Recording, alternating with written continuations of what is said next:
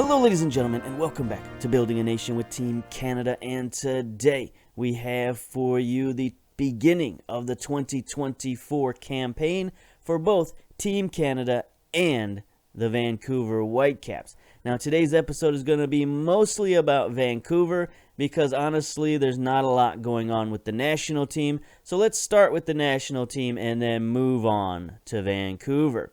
So, here we are, national team. It was a pretty decent year last year. This year, not a lot going on. So we have Nations League. We qualified from the group stage, moved on now to the semi-finals where we're going to be facing our old pals, the USA. Winner of that to face the winner of Mexico and Jamaica. So it's only the best four teams left in the continent, I guess. Yeah, that's right. Four highest ranked teams in the continent are left in the tournament. So it's going to be a good semifinals and hopefully a good finals. Hopefully we can beat USA yet again and then get some revenge on either Mexico or Jamaica because both of those teams have beaten us recently. Of course, Mexico is still the hurdle that we're trying to get past on any sort of regular basis. Last year we had the Confederations Cup. We beat USA there to qualify for the Confederations Cup. We won the third round, something or other. No, we just got put out. Anyway, we know all about what happened in the Confederations Cup last year. We saw it on many videos. We're talking about this year. So let's skip the Confederations Cup. Germany won it. They beat Brazil. Yada, yada, yada. Some stuff happened. Let's go to the schedule. So as I mentioned, there's not a lot going on this year. We just have the Nations League semifinals. We got a friendly against Cyprus to sort of warm up for that Nations League semifinal. And then I personally have scheduled a couple of interesting friendlies here. China and Russia going to come to North America in June. You know, get a little bit of that glasnost for Russia. I don't think that's still a policy, but hey, if you remember glasnost, give me a shout out in the comments. Anyway, so far that's all we've got on the schedule. Nations League and friendlies. I assume there's going to be some World Cup qualifying, but I don't know that we're going to need to take part in that because we've already qualified. As far as I know, we've already qualified for the Olympics because we're a host nation. So I don't know if we even need to go through the rigmarole of qualifying. Maybe we do, maybe we don't. But we shall find out later. That's why there's not a lot to talk about right now for Team Canada. So let's move over to Vancouver.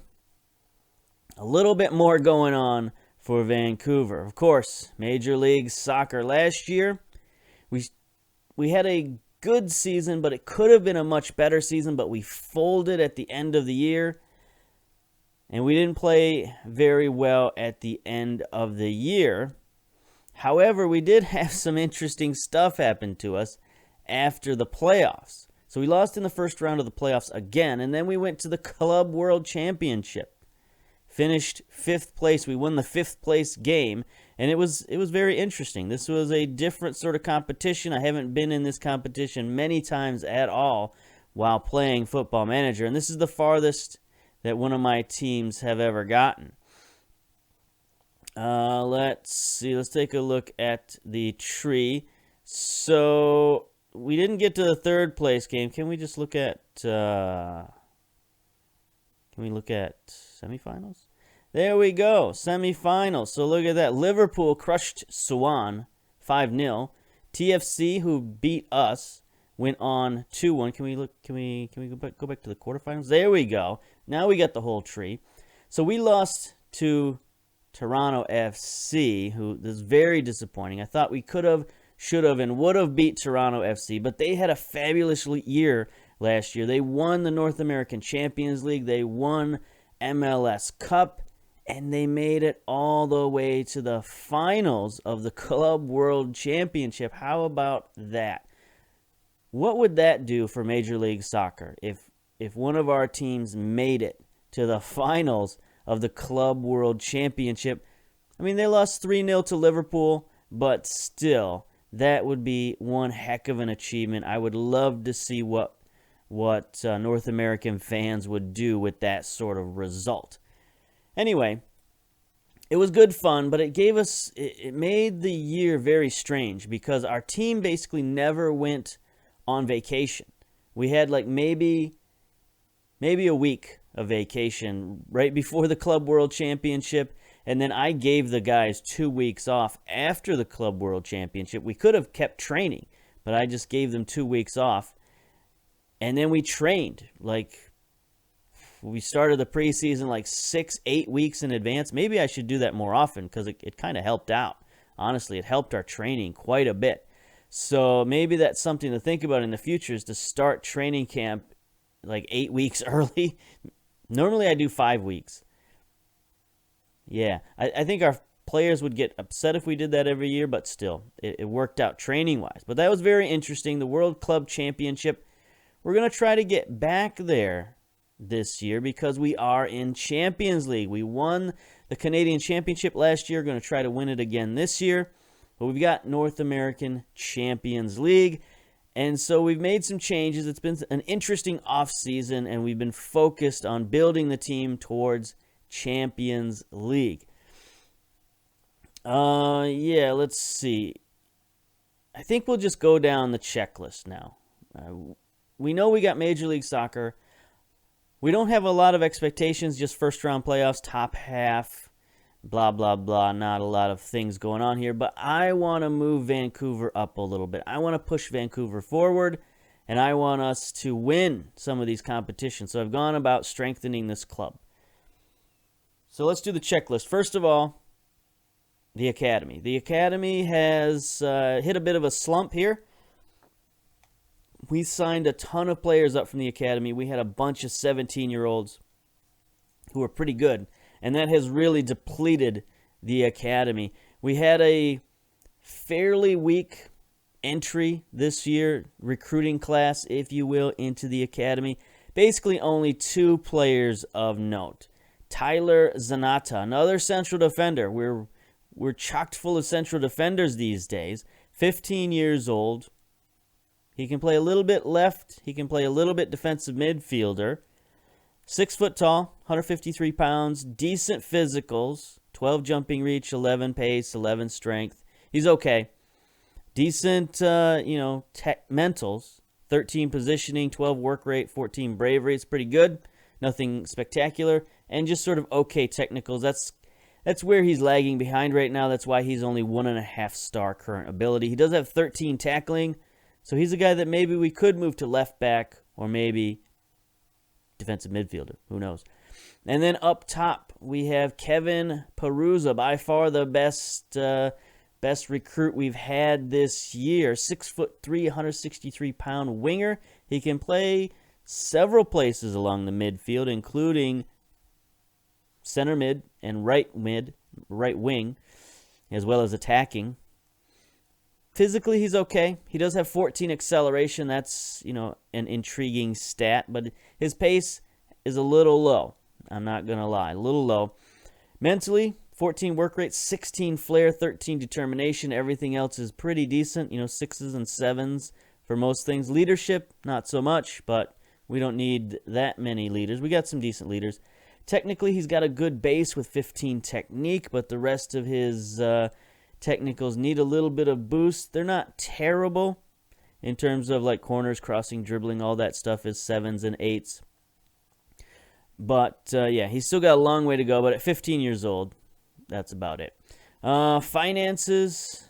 Our finances are back in the bonus after we made that ill-fated purchase of the stadium. But, we're back up in the positives. $35 million balance. Got a $4.8 million transfer budget, $34 million payroll, of which we're only using 8.3. League specific, haven't looked at this in a while, but we've got $1.77 million remaining in salary cap.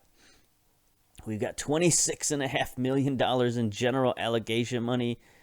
We've used quite a bit of it. We had $38 million at the beginning of the year, so we spent quite a lot of that money, but we still got just a war chest of funny money. Board, we're fine. We're very secure. We just improved the data facilities last year. Maybe we can improve them again. I don't know. I just asked the board for a new contract and got a new contract, so we're fine. I had actually had Man City sort of rumored to be a favorite for the Man City job, and so I was like, hey, how about a new contract? You know, so that worked out. It worked out. When the biggest clubs in the Premier League are coming after you, you can usually get a new contract. Club-wise, we're looking good. Still state-of-the-art training facilities, 5-star training facilities. When's the last time you've seen that? Great youth facilities, 3-star regional reputation, still secure finances. Everything else is fine. Let's get to the transfers because that's what we're talking about, right? That's what it's all about. So, interesting group of players we brought in. We brought in 6 academy players and 2 super draft players. So, Jonas Hakkinen II, the clone, comes in from our academy, another central defender. Great bravery, great jumping reach, strength, 6'2". He's got some work to do technically, but at 18 years old, he's got some time to improve. Jonas Rosalind, 17-year-old defensive midfielder. He's got a lot of potential. Right now, he's not feeling too good in training. He's been working a little too hard, so his attributes are going down at the moment.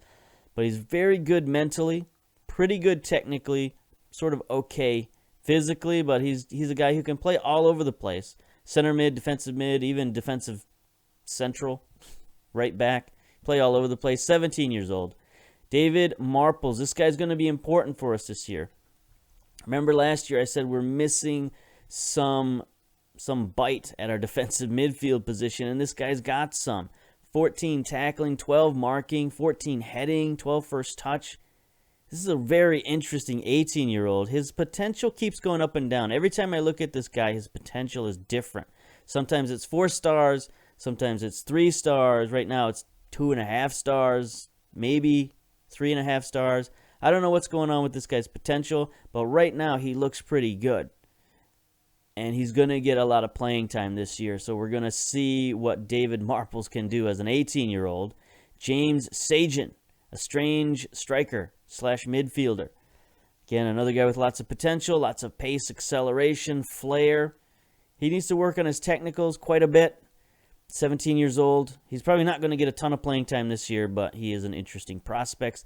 Dylan Collin, another one of the Collin brothers. This guy's got 4 under-20 caps. He can play left, right, or center. He's very aggressive. He's got a lot of potential, lots of strength. He's 6 foot tall, 13 jumping reach, good tackling. Again, technicals are his difficulty. Bob Thompson, probably our best prospect. Well, definitely our best prospect. Striker. He can play left or right wing. We haven't even really trained him left or right wing, but he can play there already. A lot of potential. Decent physicals. Pretty good mentals. 14 leadership, 12 determination, 13 composure to go with 13 finishing, 12 dribbling, 11 first touch, 11 free kick, 11 heading. So this guy is a very, very talented striker, and he's probably going to get some game time this year. Now, he'd be getting even more game time if it wasn't for our 2 super draft picks. First off, second-round pick, Dane DeMello. We traded away all of our picks except for 2. We could have drafted a few more. There was actually a decent crop of recruits this year for the super draft and a decent crop of Canadian recruits, so I was very happy about that. He's a left winger, a lot of pace, acceleration. He's got some free kick taking and some corners, so he can be like a special teams guy. He's definitely a reserve player for us, but he's a pretty good player as far as young Canadians go, 21 years old. He'll make a fine reserve. And then our number 1 draft pick from the Calgary Foothills, drafted Darren Jones, the American striker, but he does have Canadian heritage. We'll look at that in a minute. Decent physicals, lots of 12s all over the place. Same with his mentals. He's got 12 flair, 11 determination, composure. But technicals are where it's at for him. 13 technique, 14 corners, 14 finishing, 11 dribbling. So this guy's probably going to get some playing time for us as well at striker as our first-round draft pick. We got to get him in there. We got to see if he can improve. He is an exciting young prospect. So Darren Jones, we can take a look at his information. Other nationalities, Canada. Look at that. He'll be eligible to play for Canada in 387 days. So that should be in time for the World Cup. I don't know that we'll need this guy for the World Cup, but it's always good to have a guy like this in our back pocket. Maybe we play him. Maybe he proves to be a wonder kid and just starts, next 2 years he just explodes, and that would be fine with us. At this point, we're just looking at prospects. Guys who left, Chaka Haynes, Julio Cesar Serrano, we let both of them go in the waiver draft. Bunch of guys out on loans. One guy just left on a free. Mick Howard, our draft pick from a couple years ago. He was an American. He wasn't going to play for us or anything. He came back from loan, and we just let him go. See you later, Mick Howard. All right, so where the real magic happened was trades. Take a look at our trades. So we made 3 big trades. First off, in January, we brought in Derek Cornelius, another central defender, another guy with Team Canada possibilities, central defender. Bought him for an international slot. They didn't think much of him. He's only got 2.5-star potentials. But even if he doesn't make it to Team Canada, which he's not one of our top defenders, but he is a guy who does get in there occasionally. He's got 15 appearances for Team Canada. Even if he doesn't make it, he's a very solid reserve for Vancouver. Then look who's back. Sean Hondo. We brought him back. We traded Marco Pantaleone for him, an international slot, and $7.5 million in allocation money to Sean Hondo. Why did we do that? Why on earth would we do that? Well, because of Champions League. Champions League roster was coming up. I wanted to improve the squad, and there wasn't enough time to go out and get like an international player from overseas because like it's hard to explain, but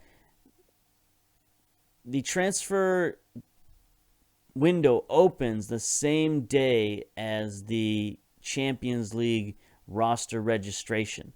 So it's very hard to get a deal done in that small little window of like a couple of hours that you've got between registration opening and the transfer window opening. Registration closing, I mean. So we had to look at Major League Soccer players. Who could we bring in on a trade? Hondo was the best, and I wanted to bring him back and get him up there. He's still a great player. We need somebody to go up there with Darren Sr. and be his partner up there, and Hondo is going to be the guy. So we're looking for Champions League glory. That's why Hondo is back. Same with Jordan Faria. Brought him back, right winger. Look at this. We spent, 2 first-round picks, a third-round pick, an international slot, and $3.8 million. Montreal, they had him transfer listed. Both these guys were transfer listed, by the way. That's another reason I brought them in. Because I didn't want them to sit on the bench or whatever, be unhappy. So we brought Faria back. He's got more room to grow. So we need to play this guy. And again, he's just more quality depth for Champions League. And if he can start improving, more's the better. He'll make a fine international player for us. Right now, he's borderline international. He's only got 4 appearances for Team Canada. We got a lot of depth at right wing. He's going to be battling it out with Timoteo in terms of who's going to go to the league, if you will. So, yeah. Bringing back more quality depth for Champions League. We're focusing on Champions League. We brought back 2 high-impact players and 1 very solid reserve, and then some good young prospects. So there we go. Looked at our competitions. Preseason schedule has been pretty light so far. We lost to Chicago in the first game of the year, then beat Cincinnati 2-0. Take a look at that game. Let's see who scored in that game. Hendricks got an early goal, and Simon Collin also another early goal, and then we just sort of drug it out against Cincinnati.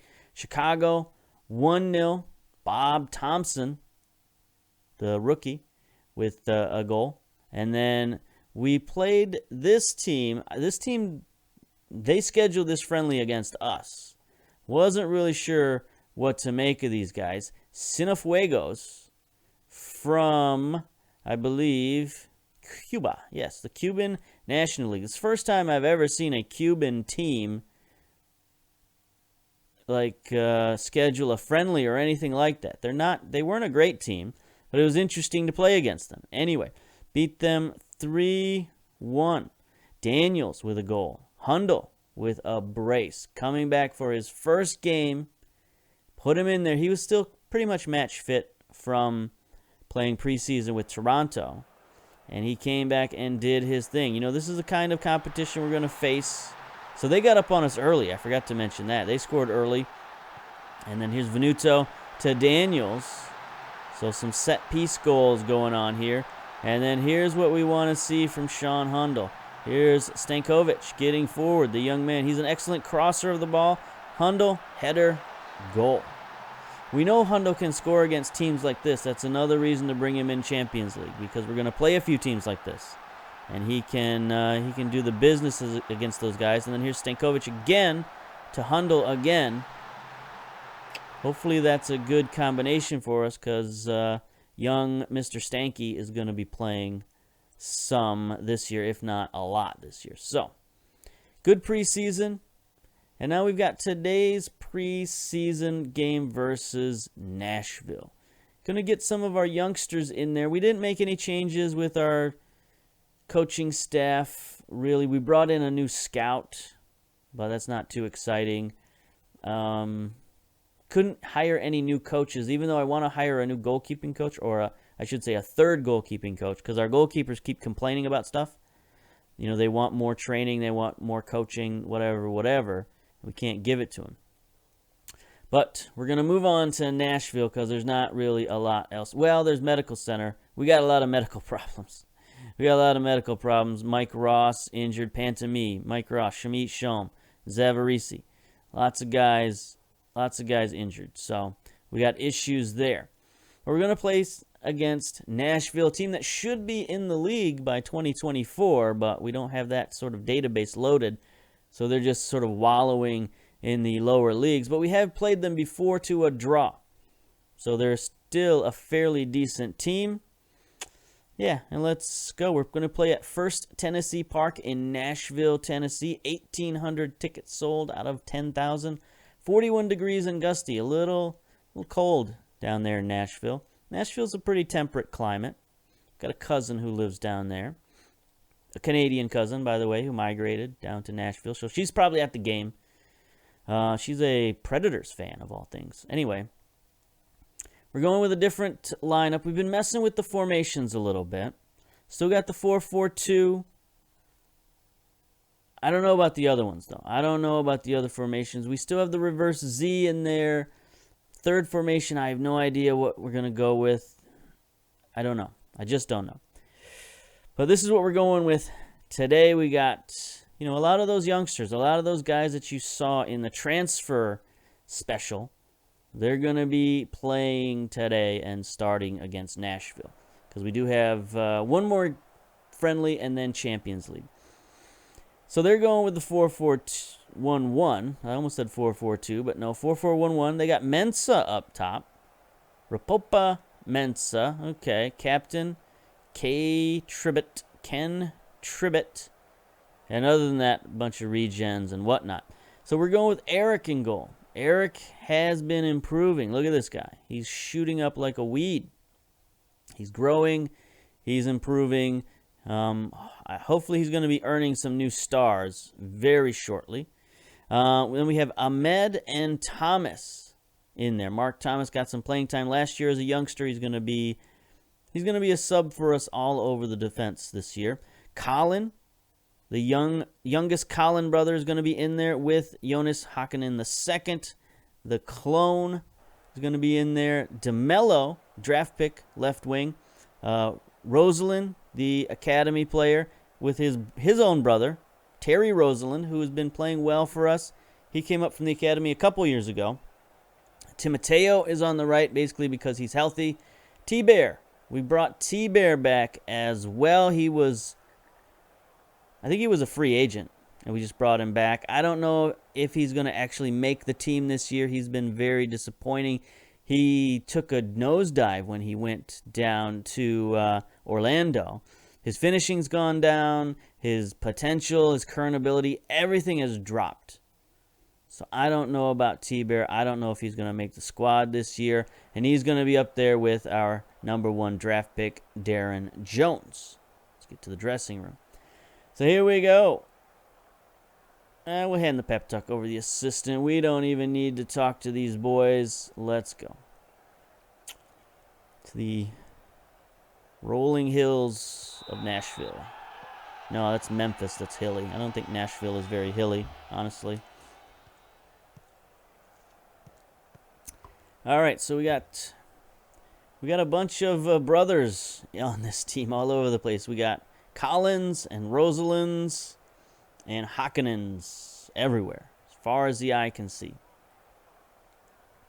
Here we go. T. Rosalind, the more veteran of the two, and he scores on the free kick. That's something that he does give us. He does give us some special teams play. A lot of our youngsters are pretty decent at special teams, which we need. This team is bereft of special teams players, honestly. So the more these young players can get in there, the better they might be. He's got 14 free kick taking. So we'll take that. I think that might be our highest. Here comes Nashville trying to return the favor, but Thomas is there. He's headed out. Here we go. Jones, the draft pick, is going to play it slow. So this 4-4-2 is a bit of a strange hybrid. It's got some possession aspect to it. It's sort of a defensive possession, which probably is not good. Rosalind. I should probably switch it to some form of counterattack. But right now we don't have a possession style. Here we go. Jones getting forward. Tapia with the stop. Tapia with the stopia. Am I right? Am I right? No. 11 minutes in. Lots of highlights so far. Timoteo. Let's send one in. What are we looking at here? I don't know that we necessarily need extended highlights. We'll try and keep this one brief. Because as fun as it is to play Nashville, it's not really Nashville. It's sort of lower level Nashville. They do have Franco Politi on the squad, one of our players who we loaned out. Or is this the guy that we dropped? Let's check a look at Franco. No, he's on loan. Okay, I forgot all about this guy. We loaned him out to Nashville. Good job. Way to play him, Nashville. I try to have my guys, when I loan them out, I try for them to be able to play against the home team. Just because I don't, it's just more game time for them. That's really what it's all about. Because we never play these teams in any sort of real competition. We only play them in friendlies. So it doesn't really matter. There's a slight chance that we could play a Canadian team in the Canadian Championship. But it's very slight. There's a good stop from Eric. Had a horrific time in the under-23s. So hopefully he can perform a little better. Tapia going to bomb it down there. Thomas recovers it, and we're going to start our weird little 4-4-2 action here. Again, some sort of possession defensive hybrid. But we do seem to score goals from it, probably because we have the two strikers up there. Here we go. Here's Jones on the back post. He is fouled, or did he do the fouling? He was fouled. Stop that. Okay, Timoteo's going to take the... I tried to look at our penalty takers, but I hit the wrong button. So Timoteo's going to take the penalty. Left footer. He scores. All right, there we go. Breeze through this one. So, our second team, this is actually like our third team. This isn't really even our second team. Other than Timoteo. And Ahmed, Bear is a veteran, but he's as I mentioned, he's not very good. Eric's a third-team goalkeeper. Colin and Hakkinen are third-team defenders. Okay, they might get a red card here. Batista, yeah, get out of here. That's not going to help matters for Nashville. Not at all. So, yeah, this is our third team playing against a team that a couple years ago we couldn't even beat. We had a draw against these guys. So, I think there has been some definite quality improvements. Our youngsters are getting better. We had a pretty good offseason, brought in some top-quality guys. So that just, there we go. There's Rosalind. The other Rosalind, Jay Rosalind. The young 17-year-old academy player. We needed defensive midfielders, and we got 2 quality defensive midfielders from the academy this year. Both of them were 17-year-old graduates. So that was very fortuitous timing. And we're going to see one of them today, and we're going to see the other one in Champions League. I'm going to give him the start in Champions League at defensive midfielder. So that's going to be fun to see a 17-year-old out there. But yeah, a lot of quality improvements for Vancouver this year. Very pleased. Keep it going. We're going to try to, not only keep up with the packed schedule we're sure to have because of Champions League and MLS is a grind, especially at the beginning of the season. We're not just going to try to keep up with that. We're going to try to dominate both schedules. So I want to win Champions League, and I want to win Supporter Shield this year. You can never say you want to win MLS Cup because it's such a crapshoot, especially now that it's just one game and you're out in the playoffs. So it's going to become a lot less of a sure thing to win MLS Cup. Not that it was ever a real sure thing, but it's become even less so. Okay, that was fine. Let's see. It's like, yeah, we got standard passing, hit early crosses. And yet we're sort of I don't know. We're just trying to be standard, trying to be basic. Basic boys. If we can get early goals, I'm all for it. And then sort of just, sort of just waste time. As you can see, I don't have a strong philosophy going into this year. The philosophy going into this year is let's get the best players in the best positions and then figure out a strategy around that. See what we can do with that. Last year we played well until the end. I mentioned this at last episode, and then our defensive midfielders all got bought out from underneath us. Now this formation doesn't rely on a defensive midfielder, because we got a lot of young midfielders that need playing time. So I was looking for some formations that had more midfielders in them. I've been experimenting going back to the 4-1-2-3. Hasn't worked out great. We played it once in that first game against Chicago and lost. But we can't just scrap the whole thing because of the very first preseason game of the year. But I don't know. I'm tinkering around with it because, again, we need experience for some of these midfielders. So to have a formation with 3 midfielders is pretty good. Might even go with a diamond, but we also have wingers. So we got too many players is what I'm getting down to. All right, dressing room. That was good. That was fine. 3-0. Very pleased. Let's go. Let's get out of here. Ahmed, 94% pass completion. Eric played well. 7.0 rating in goal. Shutout. Defense played well. Thomas, Hakkinen, Colin. Everybody played well. Of course, Ahmed played well. Timoteo played well. 8.5 rating and player of the match for T. Rosalind. That's the senior Rosalind, right? Or is he the junior? I forget. Now you got me confused. Yeah, he's the senior Rosalind, and then Jay is the younger brother. So everybody played well. T-Bear was fairly absent. He had a 6.8 rating, but didn't really do much. Same with Darren Jones. I thought he had a goal, but I guess not. Anyway, good game. We got FC Tucson coming up. That's not going to be very interesting.